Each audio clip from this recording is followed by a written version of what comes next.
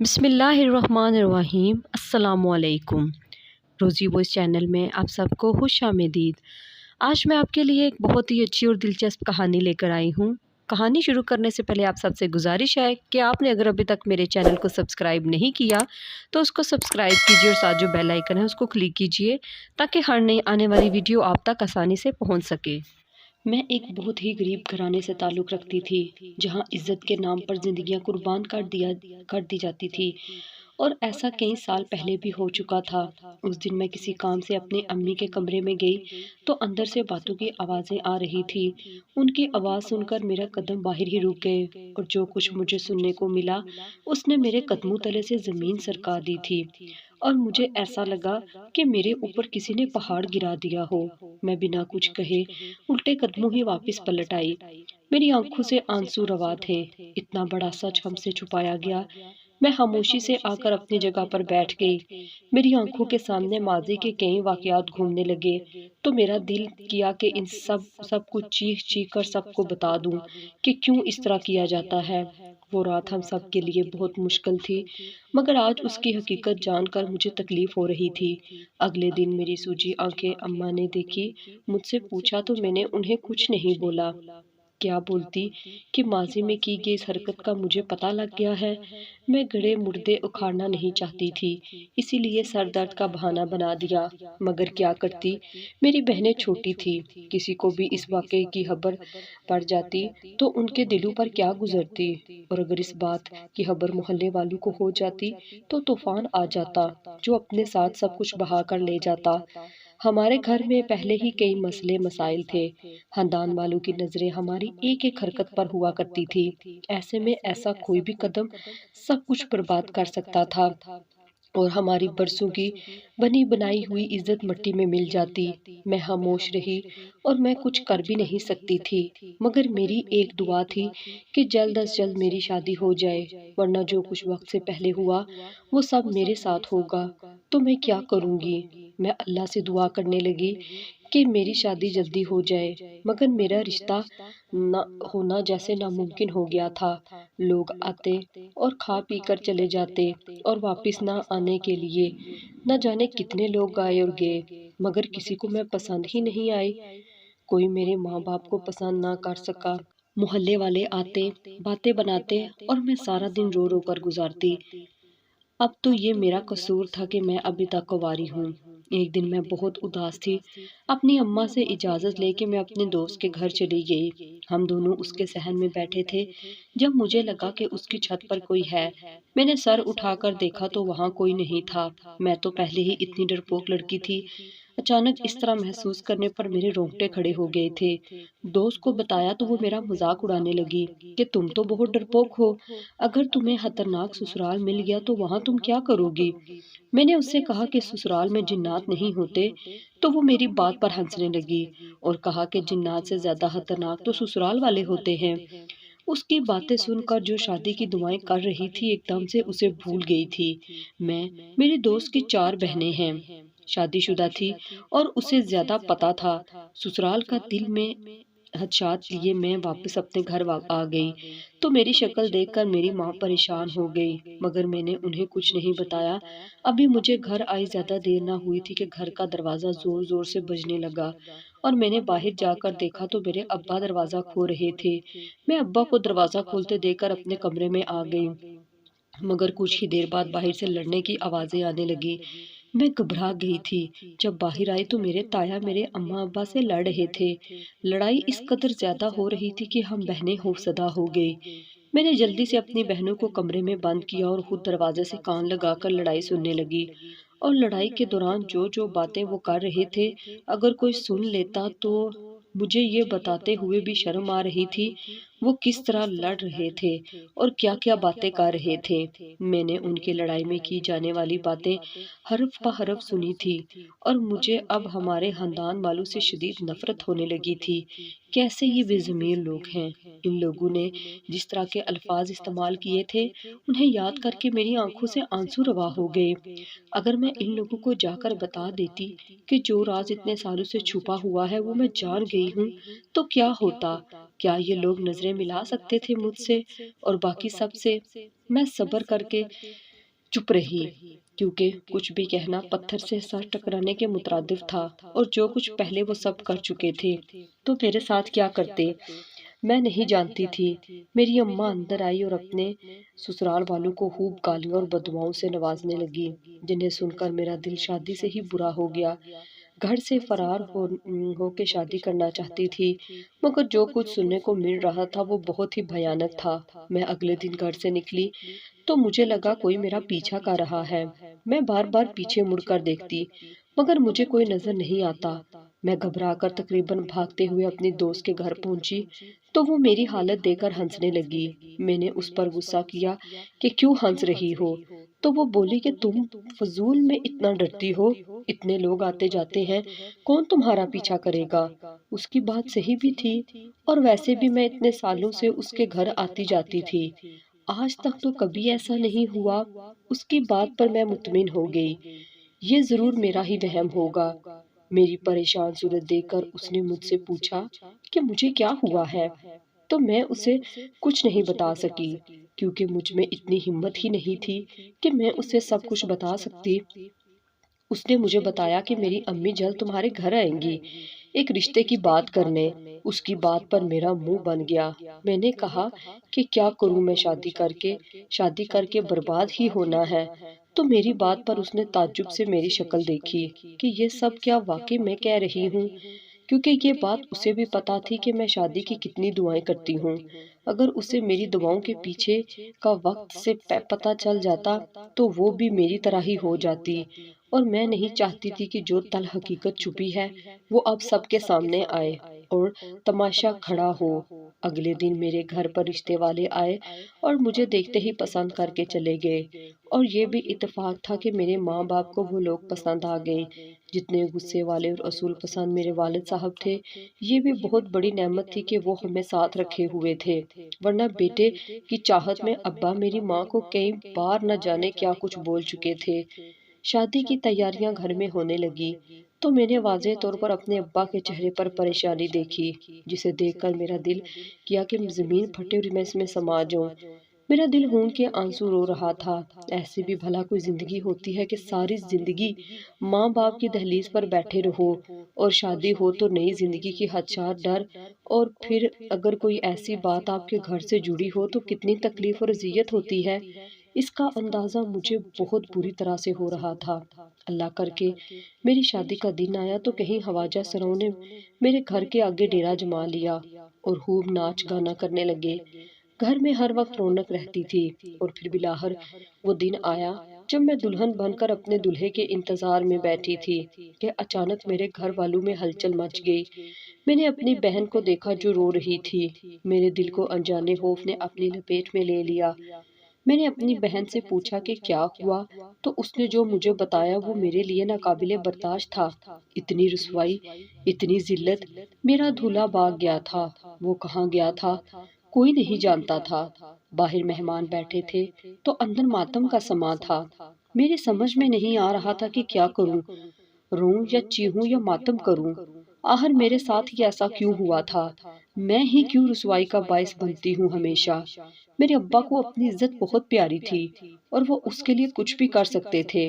تبھی انہوں نے فیصلہ کیا اور بنا کسی کو بتائے دلہے کو لا کر میرے برابر میں بٹھا دیا، جن سے کچھ ہی دیر میں میرا نکاح ہو گیا۔ نکاح کے بعد ایک حقیقت تھی جو مجھ پر کھلی تھی، جسے سن کر میں سانس تک لینا بھول گئی تھی، کیونکہ میری شادی کسی لڑکے سے نہیں ہوئی، بلکہ میری شادی تو کسی خواجہ سرا سے ہوئی تھی۔ یہ خبر میرے لیے قیامت بن کر ٹوٹی تھی میرے اوپر۔ آخر کیسے یہ خواجہ سرا میرا شریک حیات بن سکتا ہے؟ مگر میرے باپ نے اپنی عزت بچانے کے لیے میری شادی اس خواجہ سرا سے کر دی اور میری رخصتی بھی کر دی۔ خواجہ سرا بھیک مانگنے والا نہیں بلکہ ناچ گانا کرنے والا۔ میرے ماں باپ نے میرے بارے میں ذرا بھی نہیں سوچا تھا کہ میری شادی کی خواہش ظاہر کر دی۔ کیا میں اتنی گئی گزری تھی؟ رو رو کر میرا برا حال ہو چکا تھا۔ میری رخصتی ہوئی تو میں نے اس خواجہ سرا کے ساتھ جانے سے انکار کر دیا، مگر تب میرے باپ نے کہا کہ وہ مجھے گھر میں نہیں رکھ سکتے۔ ان کی بے حسی دیکھ کر میری آنکھیں باہر آئی۔ زہر کا یہ گھونٹ پی لیا اور رخصت ہو کر میں اس خواجہ سرا کے گھر آ گئی۔ میں نے اپنی شادی کی دعا ضرور کی تھی، مگر میں نے ایسا تو ہرگز نہیں سوچا تھا کہ میری زندگی میں ایسا بھی کوئی بھیانک موڑ آئے گا اور ایک ایسی آزمائش میرا مقدر ٹھہرے گی، میرے نصیب میں خواجہ سرا آئے گا۔ اس بات کا تو میں نے کبھی تصور بھی نہیں کیا تھا۔ میں بیٹھی بیٹھی رو رہی تھی جب وہ خواجہ سرا میرے کمرے میں آیا اور مجھے زمین پہ بٹھا دیا۔ اس کی اس حرکت سے میں حیران تھی۔ جیسے ہی میں بیٹھی وہ میرے ارد گرد خوشی سے ناچنے لگا اور پاگلوں کی طرح خوشی منانے لگا۔ وہ اس قدر خوش لگ رہا تھا اور پاگلوں کی طرح ناچ رہا تھا کہ مجھے عجیب سا لگنے لگا۔ آخر وہ اتنا خوش کیوں تھا؟ ایسی کون سی خوشی کی بات تھی؟ وہ تو خواجہ سرا تھا اور میں ایک عام انسان ہوں۔ ناچتے ناچتے اس نے بیڈ پر موجود بیڈ شیٹ ہٹائی تو میری آنکھیں حیران رہ گئی اور اگلا منظر دیکھ کر میرے قدموں تلے سے زمین نکل گئی، کیونکہ یہ ناممکن سی بات تھی۔ ایسا ہو سکتا تھا؟ جو راز میں جانتی تھی وہ راز اس کو یہ کیسے جانتا تھا؟ میں سمجھ نہیں پائی اور حیرت سے اسے دیکھنے لگی تو اس نے مجھے حیرت میں دیکھا اور مسکرا دیا اور مجھے آرام کرنے کا کہہ دیا اور خود کمرے سے چلا گیا، جبکہ میں حیران و پریشان سے سامنے بیڈ کو گھور رہی تھی۔ اگلے دن میں نے فیصلہ کیا کہ میں اس سے بات کروں گی کہ وہ کیسے یہ سب جانتا ہے، اور جب میں نے اس سے پوچھا تو اس نے یہ کہہ کر مجھے ٹال دیا کہ ابھی صحیح وقت نہیں آیا، اور یا اس کے نہ بتانے پر میں بہت غصہ ہوئی اور خود کو کمرے میں بند کر لیا۔ یہ واحد ایک حل تھا میرے پاس، مگر اس نے میری بات نہیں مانی اور مجھے صرف یہ کہا کہ ہر چیز کا صحیح وقت ہوتا ہے، جب وہ وقت آئے گا میں اسے بتا دوں گا۔ یہ کہہ کر وہ تیار ہو کر باہر چلا گیا تو میں اپنی قسمت پر پھوٹ پھوٹ کر رو پڑی، کیونکہ وہ میرے ہی کپڑے پہن کر تیار ہو گیا تھا اور اب یہ روز کا معمول ہو گیا۔ وہ روز ایسے ہی کرتا اور اس کے آتے ہی میں خود کو کمرے میں بند کر لیتی کہ جب تک حقیقت نہیں بتاؤ گے میں شکل نہیں دکھاؤں گی۔ میری ضد دیکھ کر وہ بس افسوس کر کے ہی رہ جاتا۔ ایک دن اسی بات کو لے کر ہماری لڑائی ہو رہی تھی کہ گھر کا دروازہ بجا۔ تھوڑی دیر بعد مجھے اس کی آواز آئی۔ اس نے مجھے بتایا کہ میرے ابا مجھ سے ملنے آئے ہیں، مگر میں اتنے غصے میں تھی کہ میں نے سب سے ملنے سے انکار کر دیا، اور کیوں نہ کرتی، انہوں نے اپنی عزت کی خاطر میری زندگی برباد کر دی۔ کیا اب بھی میں ان سے بات کرتی؟ ان کے جاتے ہی وہ میرے دروازے کے پاس آیا اور مجھے سمجھانے لگا کہ اپنے ماں باپ سے یوں ناراض نہیں ہوتے۔ تو میں نے اس کے آگے ایک شرط رکھی، جب تک مجھے حقیقت نہیں بتاؤ گے میں نہیں ملوں گی کسی سے بھی۔ اور تب اس نے کہا کہ باہر آؤ اور وہ مجھے سب بتا دے گا۔ اور جب میں باہر آئی تو میری آنکھیں پھٹی کی پھٹی رہ گئی۔ جو اس نے مجھے بتایا وہ میرے لیے ناقابل یقین تھا۔ میں نے اسے قسم اٹھوائی تو اس نے قسم کھا کر جو کچھ کہا وہ سچ ہے۔ میری حالت تو ایسی تھی کہ کاٹوں تو لہو نہیں۔ اپنی تکلیف مجھے کسی سے تو شیئر کرنی تھی۔ جب میں اس سے اجازت لے کر اپنی دوست کے گھر آئی تو وہ پہلے ہی مجھ سے شرمندہ تھی، کیونکہ اس کی امی کا بتایا ہوا لڑکا ہی تو بھاگ گیا تھا، مگر میں نے اسے کہا کہ یہ میرا نصیب تھا۔ پھر اس نے مجھ سے شادی کا پوچھا تو میں نے اسے بتایا کہ میری شادی ہو گئی ہے۔ جب دولہا مجھے چھوڑ کر بھاگ گیا، ابا نے اپنی عزت کی خاطر میری شادی ناچنے والے خواجہ سرا سے کر دی اور مجھے اسی کے ساتھ انہوں نے رخصت کر دیا تھا۔ میں بہت ڈر رہی تھی کہ ابا نے یہ کیا ظلم کر دیا، اور وہ خواجہ سرا بہت خوش تھا۔ شادی کی رات مجھے فرش پر بٹھا کر ناچنے لگا اور ناچتے ناچتے اچانک اس نے سامنے بنی میری سیج سے کھینچ کر بیڈ شیٹ ہٹائی تو میرے پیروں تلے سے زمین نکل گئی، کیونکہ وہاں تو اتنا کہہ کر میں رک گئی تو اس نے حیرانگی سے مجھے دیکھا۔ میں نے اس سے کہا کہ میں تمہیں شروع سے سب بتاتی ہوں، اور پھر میں نے اسے ماضی کی کہانی سنانا شروع کی کہ میری ایک پھوپھو تھی جو بے حد خوبصورت تھی اور پورے خاندان میں اس کے جیسا حسین کوئی نہیں تھا۔ ہر کوئی ان کا دیوانہ تھا، مگر وہ کسی کو خاطر میں نہیں لایا کرتی تھی۔ وہ ہمارے خاندان کی پہلی لڑکی تھی جنہیں پڑھائی کے لیے باہر جانے کی اجازت ملی تھی۔ خاندان کے کئی لڑکے ان سے شادی کی خواہش رکھتے تھے، مگر ایک بھی ان کے قابل نہیں تھا، اور یہاں ہر لڑکی کی طرح ان کی بھی خواہش تھی کہ ان کا شریک حیات ان کے مقابلے کا ہو۔ کوئی بھی نہیں جانتا تھا کیسے، مگر وہ کسی کو پسند کرنے لگ گئی تھی اور محبت ہر چیز پر غالب آ گئی، اور وہ اسی لڑکے سے شادی کرنا چاہتی تھی۔ جب خاندان سے ان کے رشتے آنے لگے تو انہوں نے اپنی ماں کو سب کچھ سچ سچ بتا دیا اور بتایا کہ وہ لڑکا رشتہ لانا چاہتا ہے، مگر میرے دادا ابا اور تایا چاچو نے اس بات کو انا کا مسئلہ بنا لیا۔ ان کی نظر میں کسی کو پسند کرنا گناہ کبیرہ تھا، اور پھپھو کی شادی کسی لولے لنگڑے سے تو کر سکتے تھے مگر ان کی پسند کے لڑکے سے نہیں۔ میرے پھپھو ضد میں آ گئے تو باقی سب بھی ان کے اپنے ہی تھے، وہ اور زیادہ ان پر پابندیاں کرنے لگے اور ان کا رشتہ ایک طلاق یافتہ آدمی سے طے کر دیا۔ اتنی جلدی یہی رشتہ میسر تھا اور پھر یہ ہوا کہ شادی والے دن میری پھپھو بھاگ گئی۔ یہ بات اتنی بڑی تھی کہ لوگوں سے چھپائی نہیں جا سکتی تھی۔